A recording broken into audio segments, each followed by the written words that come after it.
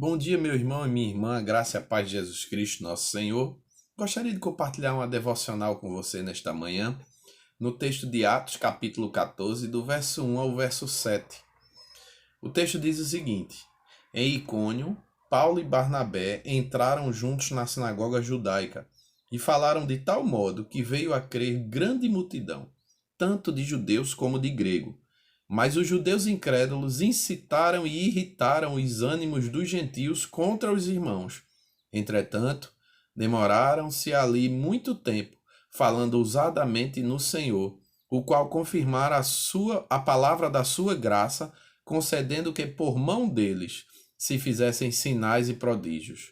Mas dividiu-se o povo da cidade. Uns eram pelos judeus, outro pelos apóstolos. E como surgisse um tumulto dos gentios e judeus, associados com as suas autoridades, para os ultrajar e apedrejar, sabendo eles, fugiram para Listra e Derbe, cidades da Licaônia e circunvizinhança, onde anunciaram o evangelho. Irmãos, eu quero compartilhar uma devocional nesse texto, partindo para a perspectiva da pregação do evangelho. A gente aprende algumas coisas aqui espetaculares e bem peculiares no ministério do apóstolo Paulo e de Barnabé. A primeira lição que nós tiramos aqui nesse texto é que eles falavam de tal modo. Isso está logo no versículo 1, quando diz que Paulo e Barnabé entraram juntos na sinagoga judaica e falaram de tal modo. Se você não sabe, normalmente o apóstolo Paulo, quando chegava em alguma cidade para pregar o evangelho, o primeiro lugar que ele ia era a sinagoga para discorrer entre os gentios acerca do evangelho de Jesus Cristo. E o que nós percebemos aqui é que esse falar de tal modo não significa intelectualismo, ou seja, não significa que o apóstolo Paulo discorreu com a capacidade máxima da sua racionalidade, demonstrando o seu conhecimento intelectual, o seu conhecimento linguístico, o seu conhecimento cultural, o seu conhecimento filosófico, não. Falar de tal modo também não significa que o apóstolo Paulo utilizou da sua oratória, digamos, de um recurso discursivo para pregar esta palavra. Não. Mas falar de tal modo significa, primeiro, que o apóstolo Paulo tinha uma profunda convicção no evangelho. Ele não tinha dúvida alguma sobre o poder das palavras que ele estava proferindo para aquele público. Então ele tinha dentro de si uma plena convicção de que o evangelho era a verdade e a única verdade capaz de regenerar o homem caído, uma sociedade caída, um mundo caído. Segundo, falar de tal modo era uma fé naquilo que ele estava dizendo. Então não era apenas uma convicção no evangelho, mas era a convicção dele. Ele tinha fé naquelas palavras, ele tinha fé no evangelho, ele tinha fé no discurso de Jesus, ele tinha fé nas escrituras do Antigo Testamento e ele conseguia, por meio dessa fé, aplicar o Evangelho de Jesus Cristo ao Antigo Testamento e assim trazer uma mensagem poderosa tanto para os gentios quanto para os judeus. E falar de tal modo significa que essa pregação era fruto da comunhão com Deus. Ou seja, quem dá uma autenticidade à nossa pregação é a convicção de que ela é a verdade, é a fé, a minha fé pessoal com relação a esta verdade, mas também é o quanto eu tenho de comunhão com o Senhor. E o apóstolo Paulo deixa isso aqui muito claro, que ele falava ousadamente no Senhor, porque ele tinha muita comunhão com o Senhor. O segundo ensinamento que a gente tira aqui desse texto é que o resultado dessa exposição, que ainda está no verso 1, quando diz que veio a crer grande multidão, tanto de judeus como de gregos. Esse é o resultado, meus irmãos, de uma pregação feita no poder de Deus, debaixo de uma comunhão com o Senhor, debaixo de uma fé, debaixo de uma convicção de que o evangelho é a verdade. Terceira lição que nós tiramos aqui é que o contexto não interfere na proclamação, tá no verso 3. Em face da pregação do evangelho, os incrédulos incitaram e irritaram os ânimos dos gentios contra os irmãos. Verso 3 diz: entretanto, demoraram-se ali muito tempo, né? Então perceba que, mesmo em meio à perseguição, Barnabé e Paulo não desistiram do seu ministério da pregação naquele lugar. Eles continuaram ali debaixo de perseguição por um bom tempo, né? Pregando o evangelho, anunciando a palavra ousadamente no poder do Senhor. E veja que ele faz questão de citar Lucas, falando ousadamente no Senhor. E a ideia de ousadamente é que é destemidamente, ou seja, sem temor.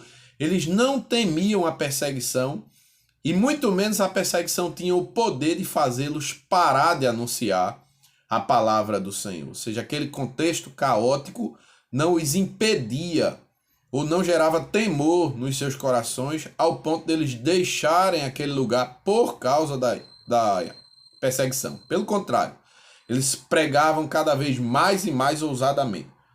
Uma quarta lição que nós tiramos aqui nesse texto é que Deus confirmava a pregação, ainda verso 3.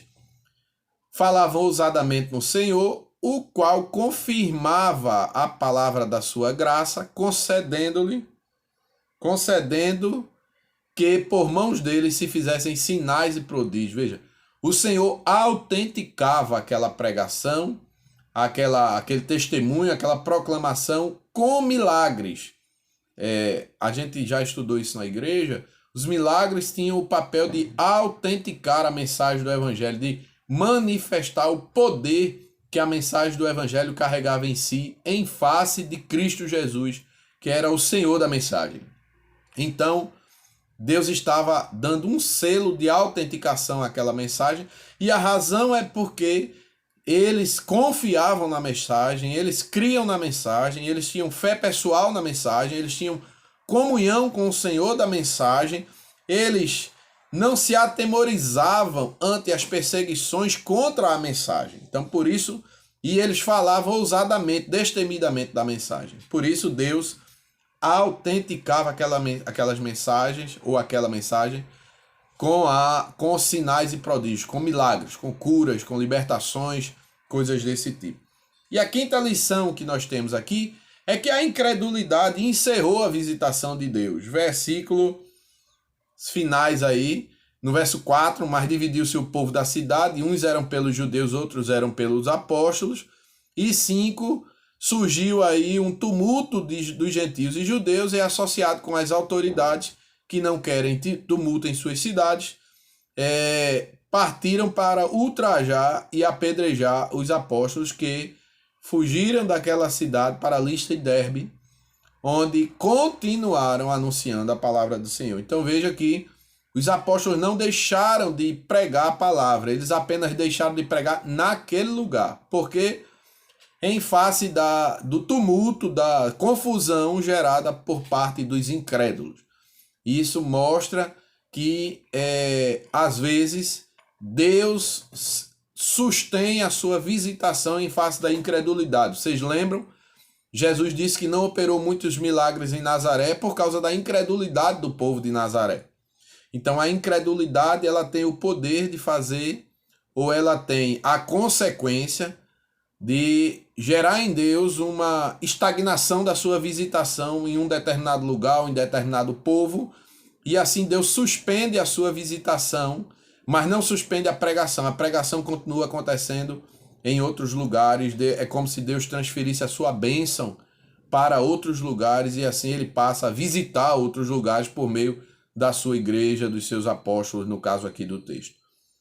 Que aplicações nós tiramos para a nossa vida dessa breve reflexão?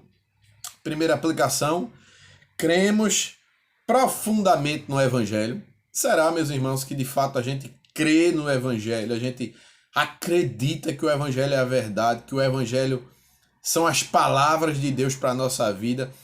Porque se nós acreditarmos no Evangelho, a nossa vida deve ser guiada, conduzida, escrita por meio do Evangelho. Então a primeira aplicação é: será que nós cremos de fato nesse Evangelho? Segunda aplicação: nós temos comunhão com o Senhor. O apóstolo Paulo e Barnabé tinham uma comunhão profunda com Deus. Por isso que eles pregavam ousadamente em contexto de caos. Será que nós temos comunhão com o Senhor? Nós temos tempo de oração com o Senhor, devocional? Nós temos tempo de reflexão com o Senhor? Nós temos comunhão com o Senhor? Terceira aplicação, nós falamos ousadamente no Senhor, na dependência dEle. Será que isso também acontece conosco? Nós estamos falando ousadamente do Senhor, principalmente nesse tempo de Covid. Nós estamos usando nossos canais, redes sociais, para falar do Senhor, estamos testemunhando do Senhor, estamos enviando áudio às pessoas, estamos propagando, compartilhando mensagens de fé em Jesus nesse tempo de Covid. Será que nós falamos também na dependência dele ou falamos em nosso conhecimento racional, meramente racional? Quarta aplicação. Pessoas estão se convertendo a partir da nossa pregação. É claro que nós não temos o poder de converter ninguém, mas se nós falarmos da palavra do Senhor, no poder do Senhor, na convicção de que ele é o evangelho verdadeiro, na convicção de que eu creio naquela palavra, falando ousadamente, na comunhão com o Senhor, me parece que um resultado é pessoas serem convertidas por Deus através da nossa pregação. Isso tem acontecido. Talvez se isso não esteja acontecendo é porque nos falta algum dos elementos citados acima, irmãos e irmãs. Não é que nos falta a capacidade de converter porque nós não convertemos, mas pode estar nos faltando algum dos requisitos acima, como profunda convicção, fé pessoal, comunhão com Deus, pregação ousada. Talvez nos falte alguns destes elementos. Quinta aplicação. Nós falamos do evangelho sem temor ou ficamos cheios de dedos para falar do evangelho, escolhendo, selecionando as pessoas a quem nós iremos dirigir o nosso discurso. Vejam que eles não selecionavam, eles falavam em tempo e fora de tempo. Sexta aplicação, os sinais estão sendo realizados por nós. Jesus também disse que estes sinais acompanharão os que creem no meu nome. Falarão novas línguas, expulsarão demônios, imporão as mãos sobre os enfermos e eles serão curados. Acredito que a falta ou a carência da realização dos milagres por parte da igreja genuína do Senhor me parece fruto da falta de fé, de que o Senhor é o mesmo ontem, hoje e o será sempre. E sétima e última aplicação, independente da oposição, continuamos pregando, ou seja, independente da forma como somos recebidos ou como a mensagem que pregamos é recebida, continuamos anunciando essa mensagem. Então fica aí, meus irmãos e irmãs, essa breve reflexão nesse texto de Atos, capítulo 14, do 1 ao 7. Se Deus assim permitir, amanhã estaremos de volta com uma nova reflexão. Então que Deus te abençoe e que a graça do Senhor superabunde em sua vida neste dia de hoje.